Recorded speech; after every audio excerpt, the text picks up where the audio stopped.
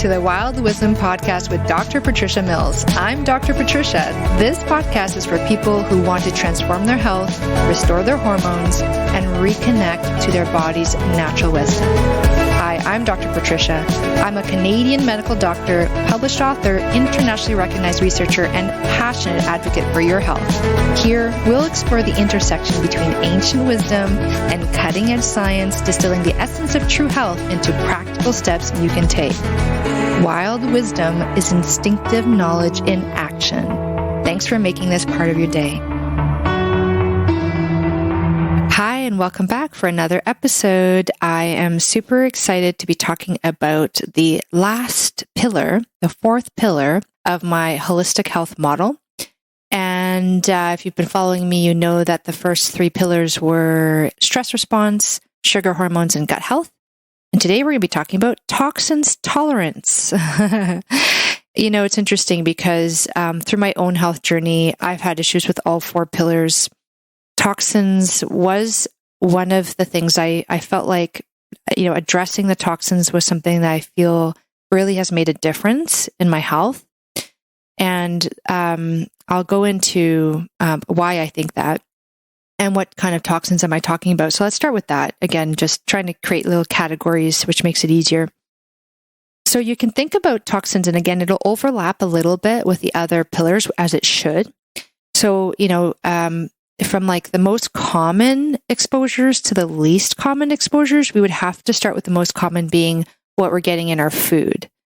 And this is something I had zero appreciation for, and that is that, and part of it was because I had never been taught the science of the fact that certain chemicals that are added to our processed foods negatively impact the health of our gut lining and our gut microbiome. Now, I explained in the last episode what those are and how important they are for our body health, our whole body health, right?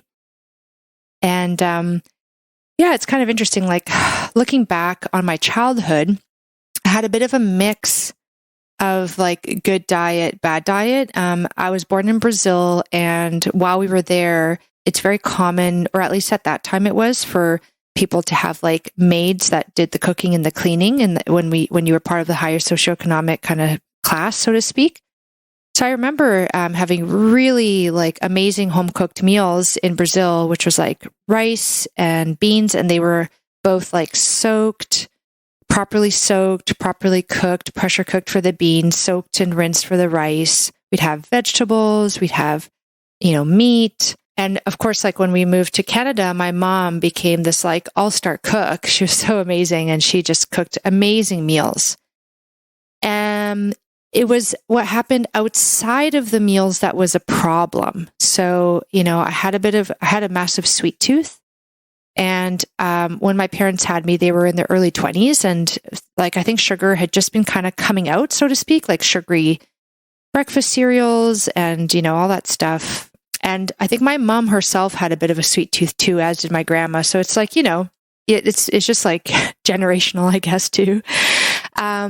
So it's just, we never really paid attention to it, really. Like if I felt like having a popsicle, I would just have it anytime. And, you know, I remember there was like a chocolate drawer in the house, and just felt like took a little chocolate and ate it. Felt like it.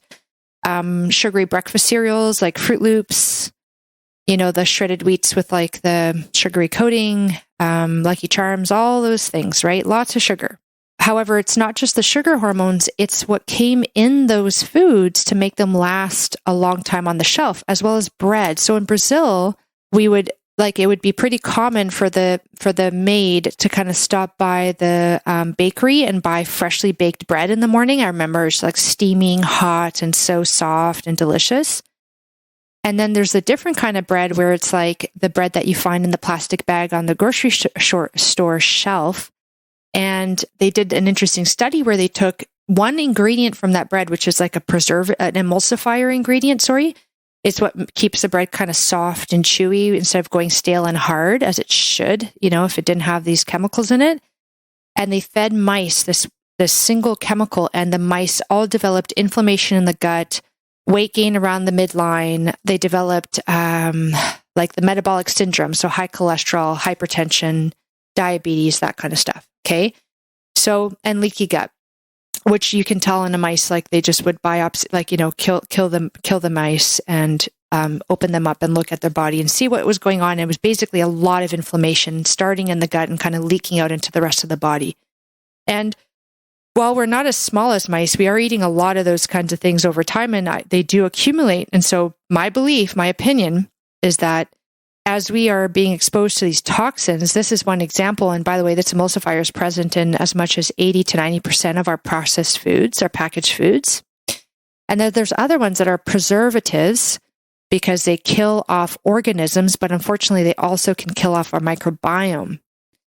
Okay, and so that cannot be great.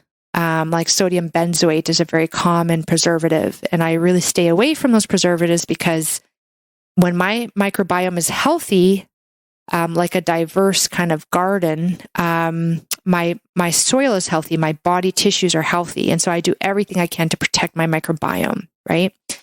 So the toxins that we have through our foods also come kind of disguised in these words that seem innocuous and okay, but they're not. So natural flavors, that's like a catch-all term for a lot of different chemicals, okay?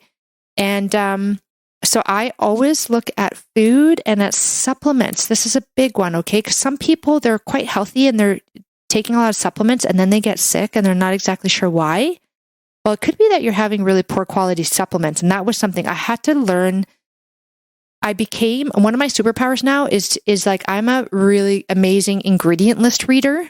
And if I don't know, like whether an ingredient is good or not, I know how to research it to find the answer. So, I basically choose supplements based on, like, first, obviously they have to have the medicinal ingredient I'm looking for, but more importantly, they have to not have certain non-medicinal ingredients I know over time could be damaging, right? And especially if you're taking supplements every day or part of like a long-lasting health protocol, you don't want to take crappy supplements that are actually like harming you, right? How sad would that be? All that effort and money wasted, and you get sick at the end. So really important to watch those toxicities in your foods, your drinks, and your supplements. And from a drink perspective, like, let's talk about wine.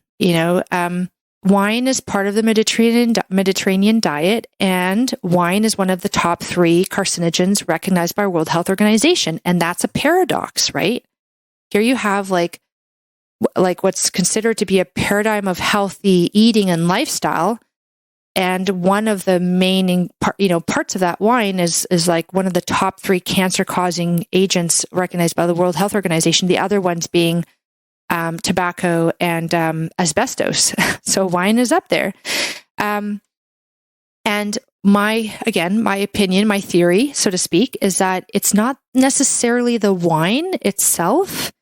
It might be what the wine is being sprayed with, like the grapes. Right? When they're sprayed with pesticides, those pesticides are anti-organisms, right? They kill organisms. Well, maybe drinking pesticides with your wine is not good for your microbiome. So when I drink wine, and I do drink wine, and I save it for social occasions, and boy, do I enjoy it when I have it, then I make sure I buy an organic wine, or the alternative is what's called a low intervention wine, which is kind of what the restaurants also recognize. So if you go to like a really good restaurant and they don't have like an organic wine, you can ask them for like a low intervention wine. And what that means is that they only spray if they need to. Okay. Now you could still get a good healthy dose of spray if that crop needed it that year. However, at least it kind of minimizes your risk, right? It's like risk reduction. And for some people, like wine is actually, like alcohol is quite toxic to their system. So that's like a different conversation, different subset. So for some people, alcohol is very toxic. For other people, alcohol is not necessarily toxic, but the kind of alcohol you choose can differentiate it, like can either cause it to be healthful or harmful. And then there's like a dose, like there's a maximum point beyond which doesn't matter if it's like amazing, good quality organic wine. You drink too much of it, it's still going to be not great for you, right? Because the alcohol does sort of hurt the liver, right? And if you take too much of it, it will damage the liver, and you don't want that. The liver is your general of detoxification. Without a liver, you basically die right away. So not right away, but it's pretty bad.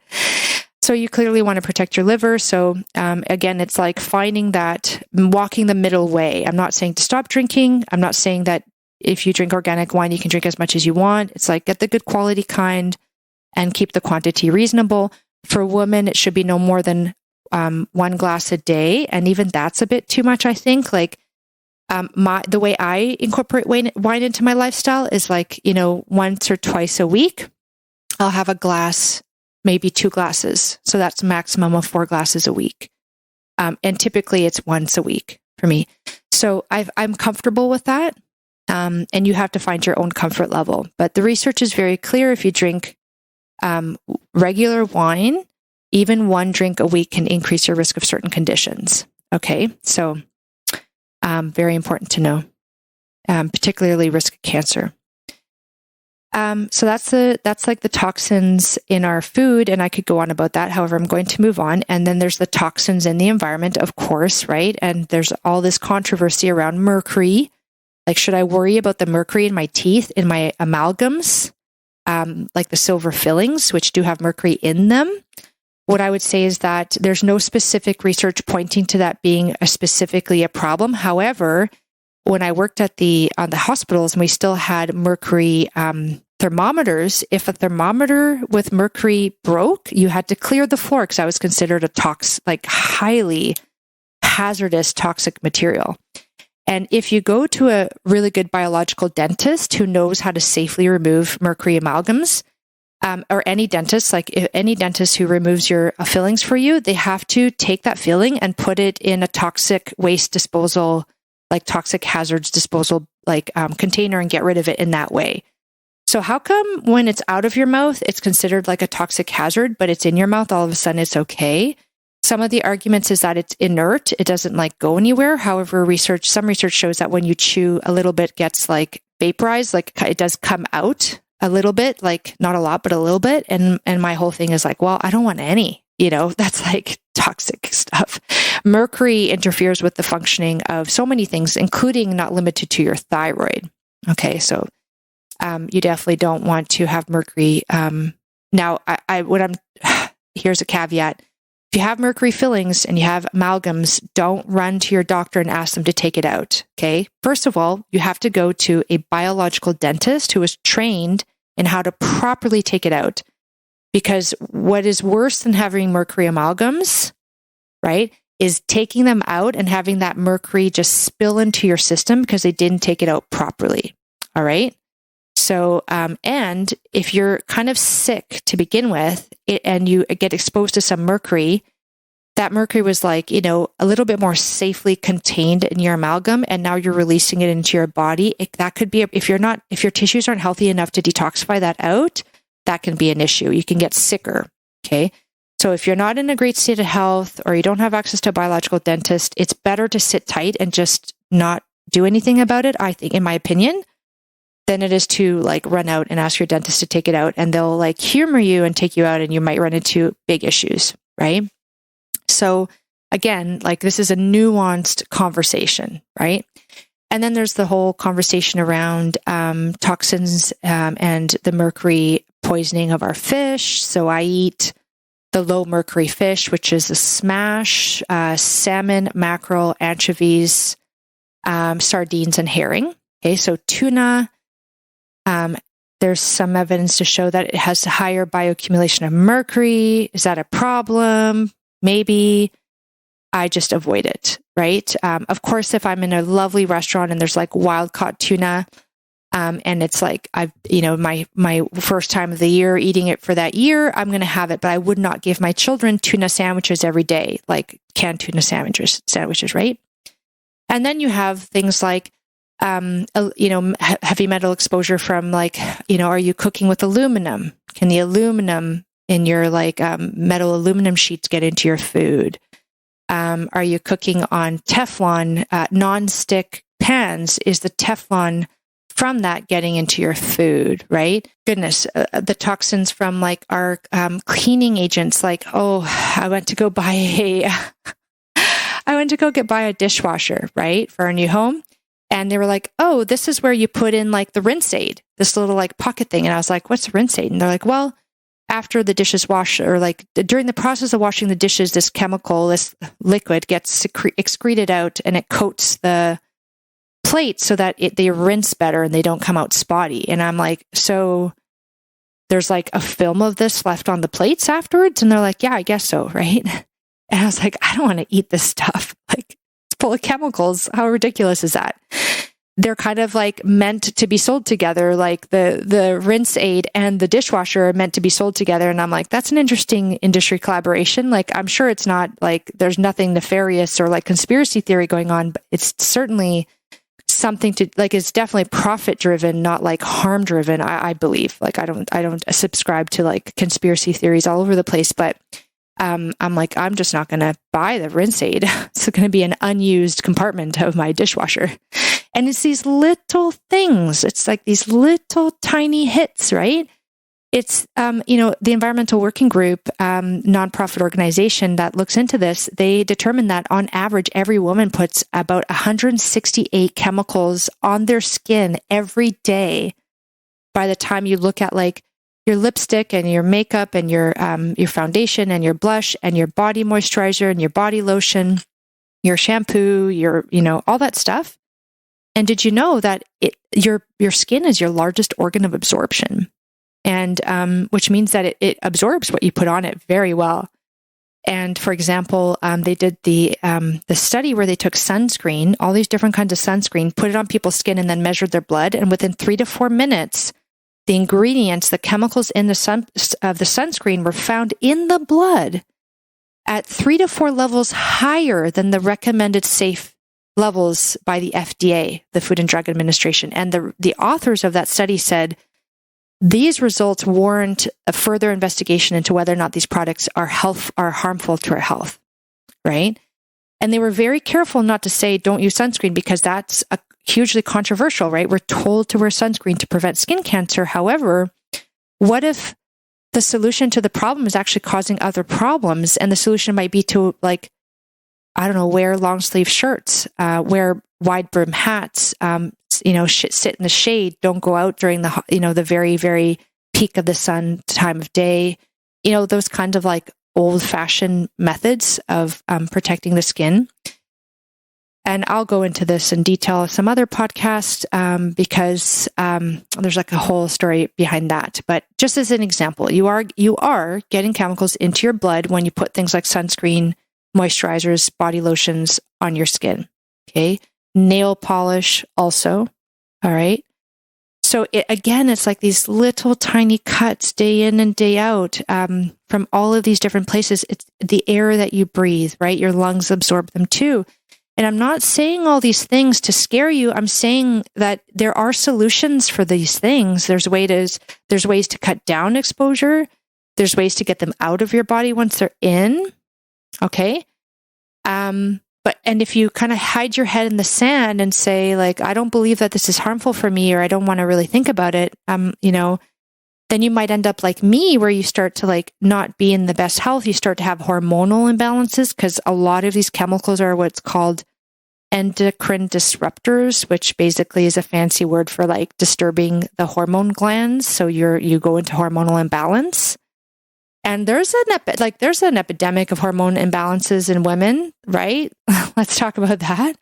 So for me, I had to reinvent my whole cosmetics routine, my whole beauty routine, change the way I clean my home, put in an air purifier, put a filter in the water, for my water, all that stuff. Like I have, and it's not something you do all at once right away. If you do, amazing, kudos to you, but it takes a while, and you just choose one thing and you work at it, and you choose the next thing and you work on that. And then, over time, you create this new lifestyle, this new way of living. And let me tell you, it feels pretty darn great.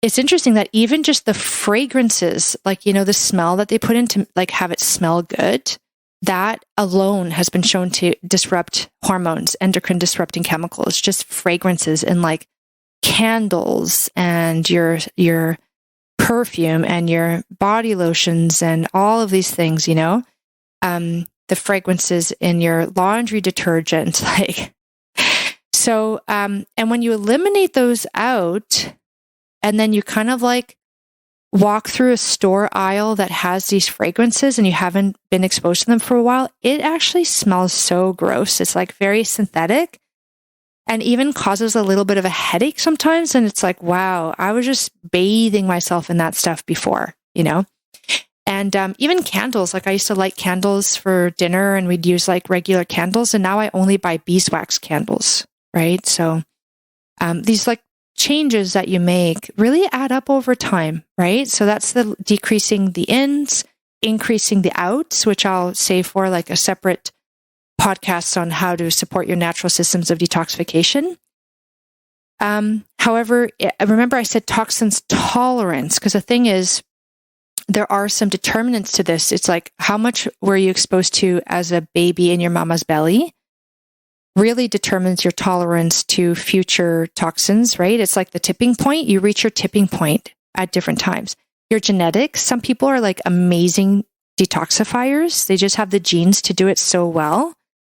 So they can tolerate a lot more toxins than other people. So it has to do with like your overall toxic load. Where is your tipping point and what is your like genetic tolerance for it? Like ability to excrete it and tolerate what's on board. So it's not the same for everyone, right? However, it may account, I think it has something to do with the fact that we're seeing children at a younger and younger age get things like cancer. Like I remember opening up a medical journal and on the cover, it said that basically bone cancer in children is no longer the zebra, it's the horse. And what that means is when we were taught in medical school, it's like, think of the horses, not the zebra. So when you see someone coming in with something like, oh, my arm hurts, right? What's the most common complaints of arm pain? What are the horses, so to speak? Okay, like you sprained your arm, you bruised your arm, right? Like that kind of stuff. The zebra would be like, oh, you have bone cancer in your arm. And now they're saying that it's so common to have bone cancer now that if a kid comes in complaining of like like progressive onset of pain in like a leg or an arm, think of cancer first and screen for that because it's actually becoming way more common. That's not good. Like these things are happening. And I wonder if it's because the toxic load and the toxic tipping point combined with your tolerance for it is like causing certain things to manifest at a younger and younger age. And there's even like some sort of toxin pathways to developing PCOS and diabetes, right? Not everyone develops these conditions as a result of dysregulation in their sugar hormones. Some of it is due to toxins. And with PCOS, for example, there's some evidence to show it has to do with toxins as early exposure as early as in the womb, in the mama's belly, all the way through to like puberty, exposure through puberty. So it's a for real thing. It's something definitely to be aware of. And not everyone has this as one of their pillars. However, I would say it's pretty rare to not have at least a little bit of that. And if you have certain conditions, like certain medical conditions, I would be just a little bit more attentive to that. And it's very hard to test for toxins. There's like the hair tissue mineral analysis, which looks at what are the toxins your body is excreting through the hair, and it gives you like an average 3 month of getting rid of toxins history. Then there's blood, there's saliva, there's urine. And sometimes, like certain toxins kind of hang out in places you can't test, like lead likes to hang out in the bone, right? Can't really test for that. So sometimes when you're not feeling well and you just can't figure it out, just helping those natural systems of detoxification to open up and just work optimally, which is like skin, you excrete through the sweat, lungs, you excrete through breath, bowels, you excrete through poop, kidneys, you excrete through urine, right? The lymphatic system pumps toxins, like kind of helps get toxins out and about. And so you support those systems, and then you try as much as you can, like without living in a bubble, to decrease the ins of the toxins, like really looking at what you drink, what you breathe, what you put on your skin, what you eat, what procedures do you have, what medications do you take, really looking at how can I minimize my toxin exposure, through these things. Like certain colors of tattoos have more toxins than other tattoo colors, right? So maybe choosing certain colors if you're going to have a tattoo, maybe doing a bit of research on that would be important, right? So, I hope this helps. And again, let me know if you have any questions, but it has to sit as its own pillar because of the modern society that we live in, just the way it is. And it's okay. Just need to have awareness around it so you can take actions to minimize, reduce, and eliminate. And the good thing is there's lots and lots of things you can do around that. So hope you found this helpful. Have a wonderful rest of your day, evening, or night, depending on when you catch this. Bye. Thank you for taking the time to listen to this podcast, Wild Wisdom with Dr. Patricia Mills. If you like this podcast, please take the time to like and subscribe, and please feel free to leave any comments and look below for the contact information if you want to connect with me directly. Thank you, and I hope you have a wonderful day, evening, or night. Hi, everyone. I hope you enjoyed this episode. Just a reminder, this podcast is for educational purposes only. This podcast is not a substitute for a professional care doctor or other qualified medical professional. This podcast is provided with the understanding that it does not constitute medical or other professional advice or services. If you are looking for help in your journey, it is important that you seek out a qualified health practitioner. If you would like to work with Dr. Patricia for her expert health transformation guidance, please email her at info@drpatriciamills.com to book a discovery call. You can also find Dr. Patricia on Instagram at Dr. Patricia Mills and Facebook at Wild Wisdom for Women with Dr. Patricia Mills, MD. For access to all of Dr. Patricia's educational videos and more amazing perks, consider becoming a Patreon member. Links are in the description of this episode. It is important to have an expert in your corner that can help you make the changes you crave, especially when it comes to your health.